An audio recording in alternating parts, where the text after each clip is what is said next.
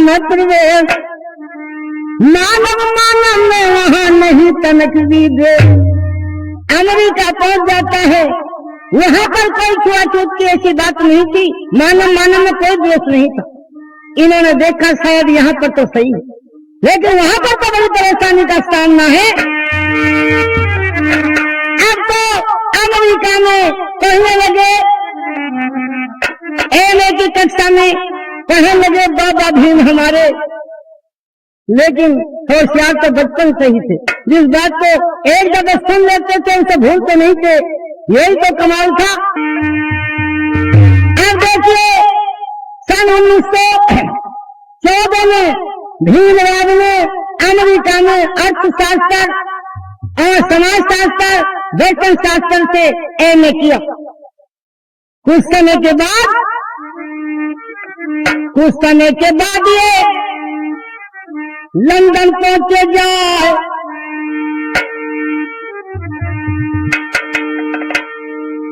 इस तरह से कुछ समय के बाद ये लंदन पहुंचे आए। बैरिस्टर बनने की लालसा मन को रही सता। देखिए एमएससी की डिग्री कर निबंध लिखना चाहते थे, पर छात्रवृत्ति समाप्त हुई इसलिए मन में अकलाते थे। छात्रवृत्ति का प्रार्थना पत्र बड़ौदा नरेश को भिजवाया था, प्रार्थना पत्र को रद्द किया, आगे ये खोल बताया था 10 वर्ष नौकरी करो यहाँ, फिर और काम करना होगा और जैसा ऑर्डर हम देंगे वो तुम्हें सर पर धरना होगा। देखिए क्या करे, क्योंकि पढ़ाया अधीन था, पैसा लेकर के गया था, आखिर जाना पड़ा। देखिए 21 अगस्त सन 1917 को बाबा साहब बम्बई आए तथा शीघ्र बड़ौदा चले गए और यहाँ पर उन्हें ऊंचा पद तो मिल गया, परंतु सम्मान नहीं मिला, क्योंकि वो मेहार जाति के थे, बात वो की वही रही। अब ये मन में विचार करता है छुआछूत की बीमारी कैसे मिटाऊं। देखिए किस तरह बाबा भीम के दिल पर इस बात की बड़ी भारी ठेस लगी हुई थी और ये छुआछूत की बीमारी को मिटाना चाहता था, लेकिन ये मिटे तो मिटे कैसे। लोगों को ये पता नहीं था अछूत दुनिया में कौन होता है। ये इंसान से कतरा रहे थे।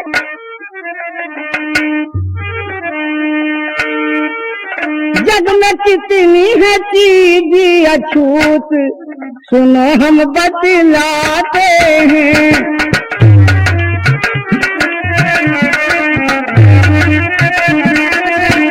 जग में कितनी है चीज अछूत, सुनो हम बतलाते हैं। कितनी चीज अछूत है। सबसे पहले तो अछूत ये बिजली का तार है, इसे नहीं छूना चाहिए, ये अछूत। भेड़ ततैया मोहाल की मक्खी छूते तरजा भूत। भेड़ ततैया मोहाल की मक्खी छूते तरजा भूत। शेर बघेरे और भेड़िए ये सब पशु अछूत, छूते फाड़न को आते हैं। अछूत सुनो हम बतलाते हैं।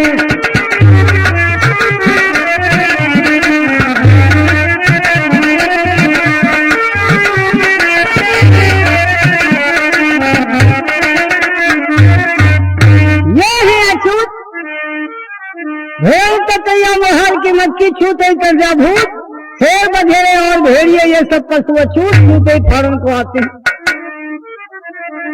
और उसको छूना कभी न चाहिए जो कौमी गद्दार। उसको छूना कभी न चाहिए जो कौमी गद्दार। हर सबसे ज्यादा दुनिया में है वो अछूत मक्कार, देख जो देती खाते हैं। जग में कितनी है चीज अछूत, सुनो हम बतलाते हैं।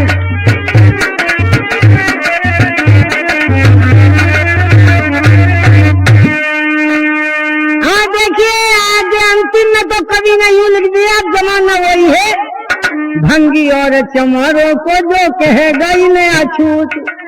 भंगी और चमारों को जो कहेगा इन्हें अछूत, पीछे सिर बेधड़क लगेंगे उनके सर पर जूत। जरा ठहरो वो दिन आते हैं,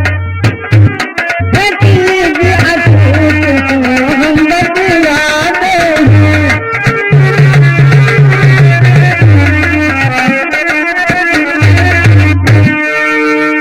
तो देखिए, इंसान का जिसका हुलिया एक दूसरे से मिलता हुआ वो उसकी जाति का है, अलग नहीं जाता। इंसान की कोई जाति नहीं होती, जाति होती पशुओं में। शेर अलग है, भेड़िया अलग है, ऊंट अलग है, हाथी अलग है, बकरी अलग है, भेड़ी अलग है, ये है जाति। इंसान तो इंसान है, इंसान की तो एक जाति है, इसका हुलिया एक दूसरे से मिलता हुआ है। लेकिन आज भी कभी लोग यूं कहते हैं, कोई मिलता है हमसे मालूम करते हैं कि महाशय जी कौन सी बिरादरी के हो, कौन जाति के हो। मगर भैया मनुष्य जाति के। अरे मनुष्य तो सभी, हम भी मनुष्य हैं, वहाँ तुम भी मनुष्य, हम भी मनुष्य, जाति का सवाल रह गया इसमें। अरे हम तुम तो एक है। तो इस तरह बिगाड़ हो रहा था देश के अंदर, इसी कारण ये बिगाड़ हुआ है देश के अंदर, हमने विचार नहीं किया।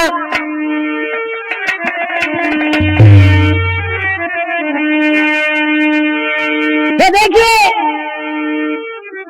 अब यानी 10 वर्ष के लिए फ्री नौकरी करने लगे, ये बड़ौदा में करनी पड़ी। लेकिन ध्यान तो वहीं रहा जिस कारण मैंने जन्म लिया है। और जो ये दलित वर्ग है, जो पैरों से कुचले जाते हैं, प्यास से मर जाते हैं, कुएं पर नहीं चढ़ने देते, इस कदर अंधकार छाया हुआ था देश के अंदर, कहां तक बताऊं।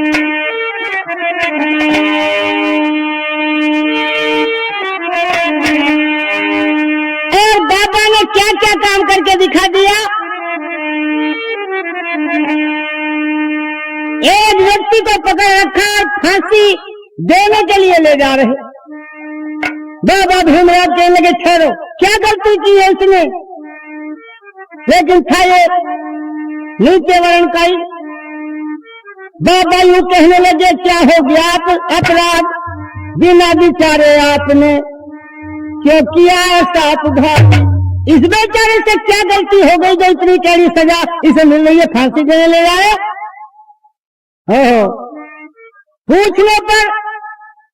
पूछने पर मजिस्ट्रेट ने किस्सा खोल सुनाया है। ये किसी स्वर्ण के कुएं पर चढ़कर पानी पी आया है।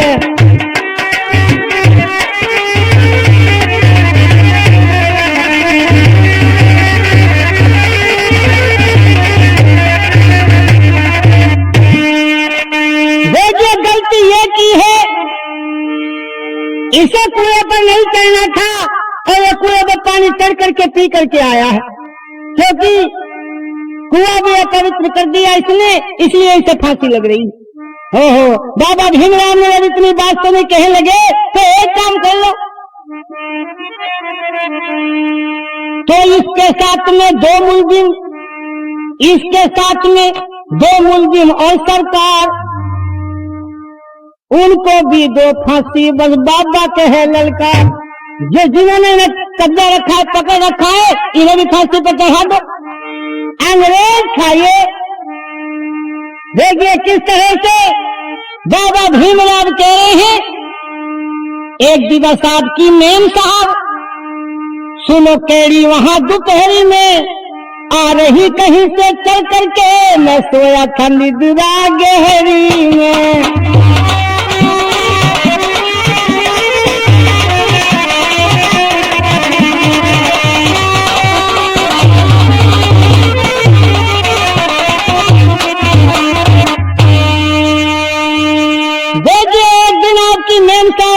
भरी दोपहरी में और आ रही थी कहीं से चल करके, सोया था मैं निद्रा गहरी में। आपके छोटे बच्चे को अकस्मात मूर्छा आई थी, आपके छोटे बच्चे को अकस्मात मूर्छा आई थी, तो आपकी मेम साफ बुरी तरह रोई और घबराई थी।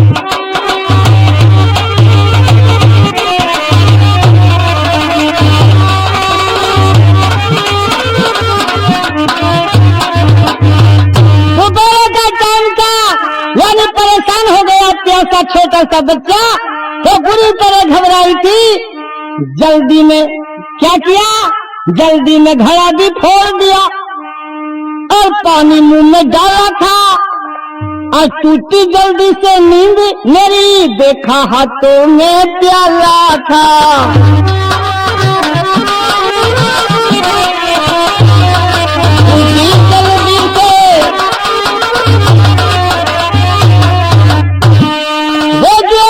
नींद से जब मैं जगा देखा तो हाथ में प्याला था। अरे जो छुआ घड़ा मेरा उसने, इसको तुम जरा बतलाना और गई सही न्यायकारी बनते हो तो तीनों को फांसी लगवाना। ये थे बाबा भीमराव। जवाब बनता नहीं था, आखिर रिहा करना पड़ गया वो मुल्की।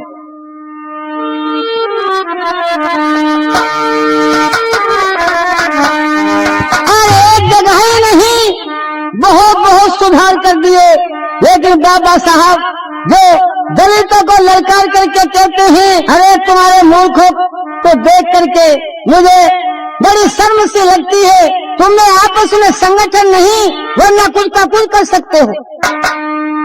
देखिए तभी तो बाबा ने एक भोली जाति को इकट्ठा करके और किस तरह से 3 बातें बताई। 3 नारे बाबा भीम के थे। पहला, शिक्षित बनो, क्योंकि अशिक्षित रहना अनपढ़ व्यक्ति सुनो भाई गधा समान बताया जा, क्योंकि अनपढ़ गधा समान बताया जा और हर जगह जगह पे जाकर के ये बिनाई खोर सताया जा। जो अनपढ़ होता है बिन देखे लगवा ले अंगूठा, कर जान पर कर दे भारी, और पैसा एक नहीं देखा कर्जदार करे अत्याचारी। बहुत बुरी है बीमारी, कैसे कर्ज पटाया जाए। एक परेशानी नहीं, बस में पूछते फिरते हैं इस नंबर की गाड़ी कौन सी है भैया, पढ़ा लिखा हो तो एकदम वहीं पहुंच जाओ। बड़ी बड़ी परेशानियां हैं, इसलिए बाबा ने बताया शिक्षित होना बहुत जरूरी है। क्योंकि पहली बात ये शिक्षित बनो और दूसरी संगठन रखो, मेल से रहो तभी सब कुछ कर सकते हैं। क्योंकि बिना मेल के सारे खेल बिगड़ जाते हैं। संगठन अगर आपस में, संगठन में बहुत ताकत होती, सारी बुहारी मिलकर के पूरी धड़ी को पेल देगी, एक सीट से छटंकी नहीं हिलेगी। कुत्तों में मेल नहीं होता, घर घर पिटता फिरता है। जिस जाति में संगठन नहीं होता है, जो जाति ने अपने घर में आग लगाया करती, अरे सदा घेर के हाथों वो अपना मुंह पिटवाया करती। जिस जाति में संगठन नहीं होता है, कुत्तों में संगठन नहीं, घर घर पिटता फिरता। ऐसा तैयार करे मेल, ऐसा संगठन होना चाहिए। दूध और पानी,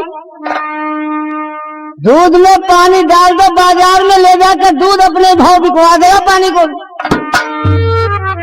ये होता है संगठन। तो इस तरह से आपस में जो लड़ते झगड़ते हैं और संगठन से नहीं रहते, नतीजा बहुत बुरा निकलता है उसका। क्योंकि लोग गीत मुझे याद आया, जो आपस में अपनी बराबरी की बुराई करते हैं वो भी एक कौमी गद्दार होते हैं, नतीजा बहुत बुरा निकलता है उसका। और मैं बता दूं संगठन में कितनी ताकत होती है, और जो देश की या अपनी जाति की बुराई किया करते हैं उनका नाम कौमी गद्दारों में होता है।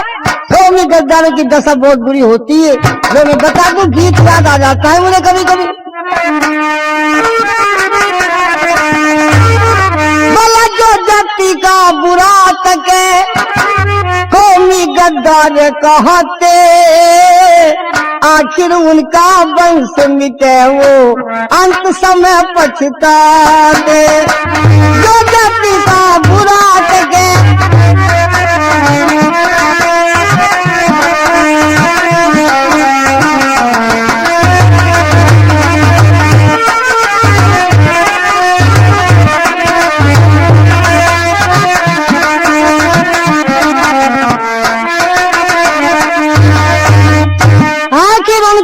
मिटे वो अंत समय पछताते, जो अपनी बिरादरी की अपने आप बुराई करता।